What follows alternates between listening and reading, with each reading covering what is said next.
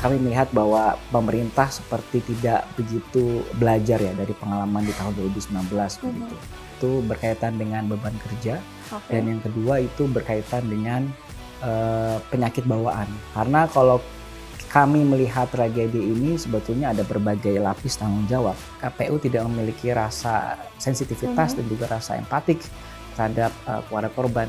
Kira dalam saat atau batas usia itu perlu dievaluasi. Pemilu 2024 di Indonesia sudah diselenggarakan di 14 Februari 2024. Banyak perhatian, dedikasi, dan energi dari orang-orang yang terlibat di dalamnya. Namun sebagian orang tumbang dan harus berpulang akibat kelelahan bekerja. Kejadian ini bukan yang pertama kalinya. Di pemilu tahun 2019, ratusan orang meninggal dunia di tengah perayaan Pesta Demokrasi Indonesia. Halo Smart Viewers, selamat datang di Good Talk di Binus TV sebagai digital content creator kampus pertama di Indonesia. Nah, Smart Viewers, pemilu 2024 telah usai. Kamu udah ikut kan? Yang pasti gitu. Tapi ternyata ada, kita sebutnya akibat ya. Salah satu akibat yang ditimbulkan adalah berpulangnya beberapa rekan-rekan kita yang menjadi petugas dalam mengawal pemilu 2024. Nah, hari ini kita akan ngebahas itu. Makanya hari ini juga kita mampir kembali ke Kontras di Kuitang. Dan kali ini ditemenin ngobrolnya sama Bang Andi Muhammad Rezaldi sebagai Wakil Koordinator dari Kontras. Halo Bang Andi. Halo Mbak Apa Nisa, kabarnya? Baik. Semoga terus baik dan sehat di tengah hiruk pikuk. Soal isu pemilu. Ya. Dan terima kasih udah mau ngobrol dan sharing di Binus TV juga. Ya. Nah Bang Andi, sesuai dengan yang aku udah teaserin tadi ya, ini kan salah satu dampak ya yang terjadi gitu karena pemilu 2024 ini yang sebetulnya kalau kita tarik lagi di tahun 2019 itu sudah pernah terjadi. Polanya sama gitu. Tapi kenapa ini nggak terus dikawal dengan baik oleh pemerintah? Kalau dari Kontras sendiri berpandangannya seperti apa sih Bang? Iya, akibat berkaitan dengan pemilu serentak begitu ya. Pemilu yang diselenggarakan tidak hanya proses pemilihan presiden dan wakil presiden, tetapi juga pemilu legislatif secara serentak mengakibatkan petugas KPPS itu mengakibatkan mereka kemudian menjadi begitu banyak beban kerjanya sehingga banyak dampak yang terjadi terhadap mereka begitu. Nah, di luar konteks itu kita sama-sama tahu bahwa hingga hari ini misalkan dari data yang dilakukan oleh Kontras berdasarkan pemantauan kami sekitar per Februari, sekitar 21 Februari itu ada sekitar 90 lebih petugas KPPS yang meninggal dunia. Dan kami menilai bahwa banyaknya jumlah KPPS yang meninggal, kami melihat bahwa pemerintah seperti tidak begitu belajar ya dari pengalaman di tahun 2019 begitu. Yang artinya pemerintah tidak banyak melakukan pembenahan atas tragedi ini. Nah, pembenahan yang dilakukan semestinya melakukan pendekatan-pendekatan secara menyeluruh begitu. Baik pendekatan dalam konteks sebelum adanya penyelenggaraan maupun sesaat dan juga sesudah penyelenggaraan begitu. Yang kemudian dalam konteks di tahun 2024 ini kami belum melihat adanya implementasi atau evaluasi secara menyeluruh sehingga mengakibatkan banyaknya petugas KPPS yang meninggal dunia. Oke. Tapi yang seharusnya diatur secara lebih rigid lagi oleh pemerintah terkait kondisi ini apa sih Bang? Iya, kalau dari temuan di tahun 2019 misalkan kajian dilakukan UGM akibat dari meninggalnya petugas KPPS itu kan disebabkan berbagai hal ya. Yang pertama itu berkaitan dengan beban kerja dan yang kedua itu berkaitan dengan penyakit bawaan yang dialami oleh petugas KPPS ketika itu. Nah, kalau kita mau masuk ke di tahun 2024, kami masih menemukan begitu setidaknya informasi yang kami dapatkan bahwa petugas KPPS itu terdapat penyakit bawaan gitu, yang kemudian salah satu penyakit yang dominan yang mengakibatkan petugas KPPS meninggal dunia karena kelelahan yaitu penyakit jantung gitu. Oke. Nah, seharusnya hal-hal seperti ini kan bisa dicegah dengan dilakukan screening secara ketat oleh petugas kesehatan, begitu. Tapi kami melihat bahwa KPU maupun pemerintah belum melakukan itu secara maksimal. Plus ketika penyelenggaraan atau pemungutan suara itu pun dilakukan, seringkali banyak tenaga kesehatan begitu tidak kemudian melakukan pemantauan secara langsung. Nah, seharusnya pemerintah punya perhatian terhadap itu begitu dengan memberikan atau menempatkan petugas kesehatan di masing-masing TPS begitu, sehingga dapat minimalisir peristiwa-peristiwa atau tragedi seperti itu terulang kembali. Iya. Tapi yang bagian mana sih Bang dari pemerintah ini yang mungkin dalam tanda kutip paling kecolongan ya? Karena kan sebenarnya nggak pertama kali juga kan terjadi gitu. Iya, sebetulnya banyak hal ya kalau kita lihat dari sisi pemerintah begitu. Karena kalau kami melihat tragedi ini sebetulnya ada berbagai lapis tanggung jawab. Pertama KPU dalam konteks operasionalnya, dan yang kedua itu dari pemerintah sendiri, presiden juga bersama parlemen begitu. Seharusnya melakukan evaluasi karena banyak korban yang kemudian timbul akibat penyelenggaraan pemilu secara serentak begitu.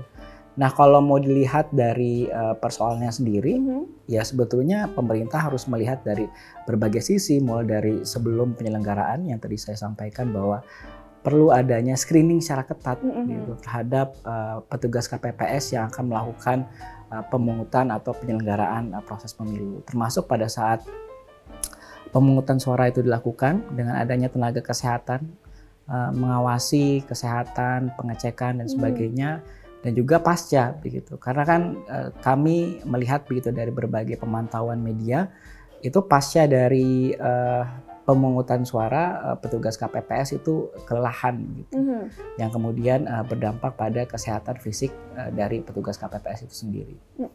Tapi screening ataupun kalau kemarin pas aku ikut pas pemilu ya, ada perwakilan kan biasa dari puskesmas gitu. Benar. Berarti itu emang udah dilakukan upaya itu, namun belum maksimal. Belum maksimal. Ya. Bahkan tidak jauh-jauh ya, pemungutan suara yang dekat di daerah rumah saya melihat belum banyak petugas kesehatan yang melakukan pengawasan atau pemantauan secara langsung terkait kesehatan yang dialami oleh petugas KPPS begitu. Jadi saya kira mungkin saja atau diduga bahwa ini tidak terjadi di dekat rumah saya. Mungkin banyak di seluruh daerah juga mengalami peristiwa yang serupa. Iya. Tapi sampai sejauh ini tanggapan atau yang sudah dilakukan pemerintah sendiri apa sih, Mas? Ya, kalau tanggapan dari pemerintah ada satu hal yang kami soroti begitu, yaitu membandingkan antara jumlah korban di tahun 2024 dengan 2019. KPU pernah menyampaikan bahwa korban meninggal dunia atau korban jiwa 2024 itu kecil dibandingkan 2019.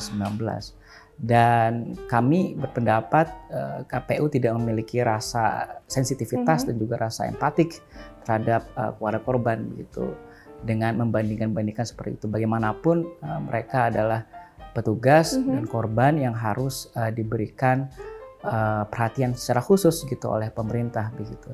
Dan saya kira pertanggungjawaban dari pemerintah tidak hanya sekedar memberikan bantuan atas meninggalnya atau sakitnya berbagai petugas KPPS, tetapi juga sekaligus permintaan maaf gitu pada publik gitu. Dikarenakan masih timbul berbagai masalah dalam proses penyelenggaraan pemilu begitu. Permintaan maaf ini tidak hanya ditujukan terhadap KPU sebagai penyelenggara, tapi juga pemerintah. Karena bagi kami persoalan atau tragedi yang dialami oleh para petugas KPPS ini adalah masalah sistemik gitu, masalah sistem gitu, yang kemudian berulang dan terjadi kembali di tahun 2024. Iya. Karena hilangnya nyawa juga jangan dilihat dari besarnya angka ya. Betul. Ya. Satu nyawa manusia kan sama berharganya. Sama berharganya. Iya. Nah, Bang Andi, ini kalau menurut informasi juga pemerintah memberikan santunan ya, gitu. Tapi sepertinya yang beberapa kawan-kawan dari Kontras juga lihat kalau dalam supaya bisa dapat gitu santunannya keluarga harus ada proses administrasi yang harus dilengkapi gitu. Nah dari Bang Andi dan Kontra sendiri melihat kondisi Iya, saya kira apa yang disampaikan oleh Mbak Anissa tadi tidak elok ya. Kemudian pihak keluarga korban dibebankan secara administrasi gitu. Seharusnya keluarga korban itu diberikan kelonggaran gitu, sehingga secara mudah untuk mengakses haknya gitu, karena anggota keluarganya telah menjalankan kewajibannya untuk kemudian ikut berpartisipasi dalam proses penyelenggaraan pemilihan umum gitu secara serentak begitu.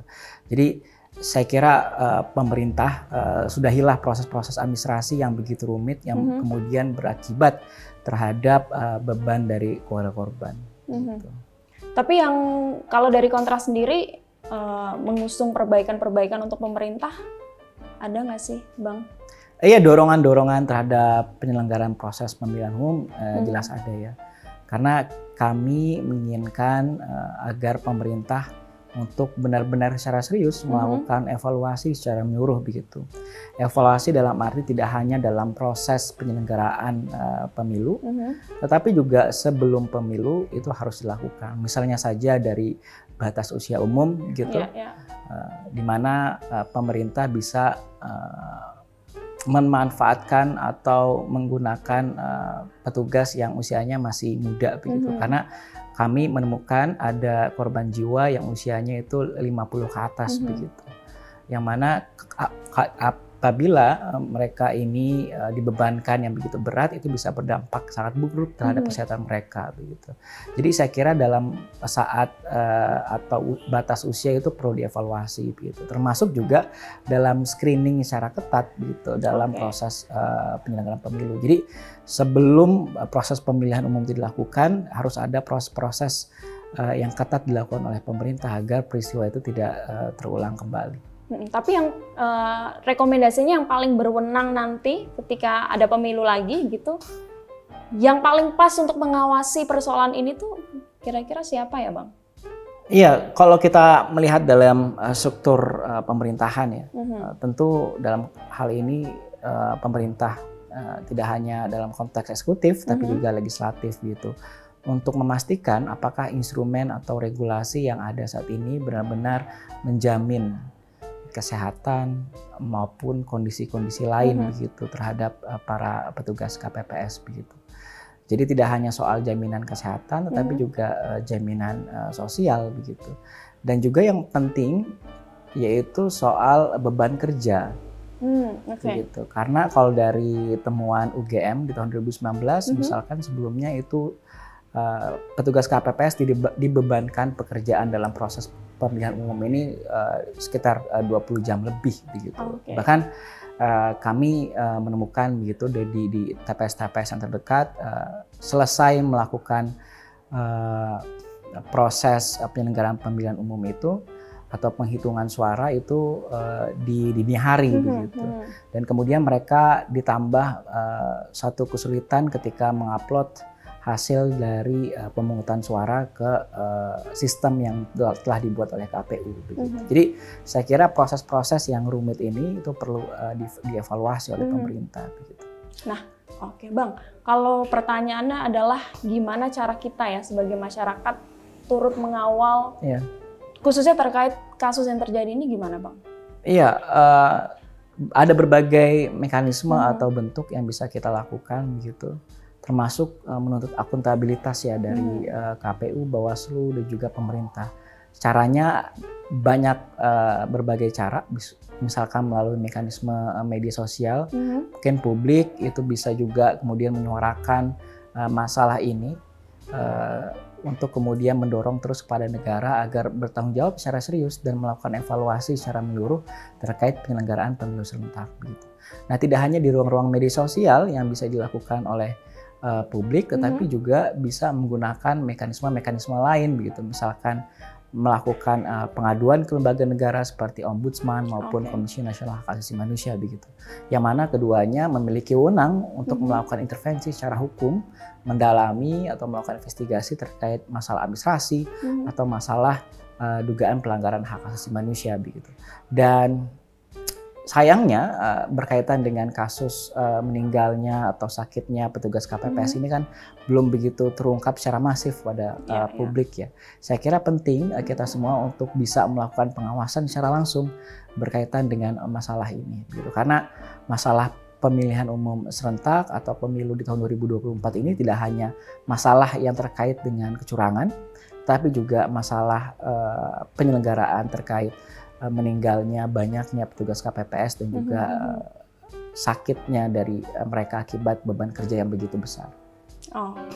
Oke banget. Mungkin ada yang mau disampaikan lagi khususnya untuk para penonton Good Talk yang masih usianya masih belia ini. Mungkin ada pesan-pesan khusus dari Bang Andi, silahkan Bang. Iya, saya kira penting ya bahwa kita sebagai warga negara untuk terus melakukan pengawasan begitu secara ketat dan juga mendalam berkaitan dengan berbagai dugaan pelanggaran atau indikasi pelanggaran hak asasi manusia atas penyelenggaraan pemilu di tahun 2024 ini. Karena hal ini penting dilakukan agar peristiwa-peristiwa serupa itu tidak terulang kembali dan tidak ada lagi dalam proses pemilihan umum secara serentak itu berdampak pada hilangnya nyawa dan juga kondisi kesehatan dari orang-orang yang ada di sekitar kita. Dan keterlibatan generasi muda juga berperan penting ya, Bang, untuk keberlangsungan negara kita ke depannya gitu. Dan Bang Andi, terima kasih sudah mau sharing di Binus TV tentang topik obrolan kita hari ini.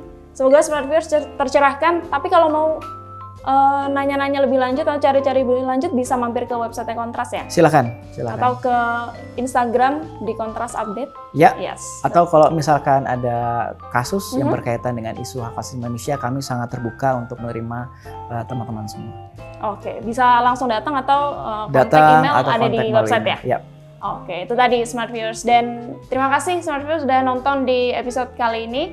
Nanti kalau ada isu lagi yang kita mau obrolin, kita boleh mampir lagi ke Kontras ya Bang ya. Nah, dan juga Wardrobe hari ini disponsori oleh Gaudi, thanks to Gaudi. Dan untuk Smart Viewers, see you di episode selanjutnya. Bye-bye.